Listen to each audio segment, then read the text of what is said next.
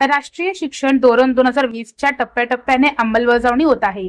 त्यानुसार 2026-27 या नवीन शैक्षणिक वर्षासाठी पालिका शिक्षण मंडळातर्फे शाळेच्या पहिल्याच पुस्तके मोफत देण्यात येणार आहेत। याचे सोमवारपासून वाटप होणार आहे।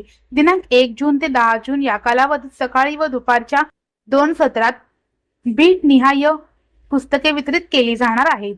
या पुस्तकाचे वितरण सकाळी 10:30 ते दुपारी 1 आणि दुपारी 3 ते सायंकाळी 4 यावेळेस जोडबसवणा चौकातील मनपा मराठी मुलांची शाळा क्रमांक 6 येथे होणार आहे।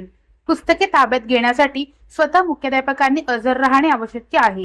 विना अनुदानित व शिल्लक पुस्तके वजा होणार असून यंदा पुस्तक वाटप करताना पारदर्शकता राखण्यासाठी UDAS 2025-26 ची विद्यार्थी संख्या, मागील वर्षाची शिल्लक व पुनर्वापरासाठी उपलब्ध पुस्तके आणि विना अनुदानित तुकड्यांची संख्या वजा करूनच निव्वळ मागणीनुसार पुस्तके दिली जातील।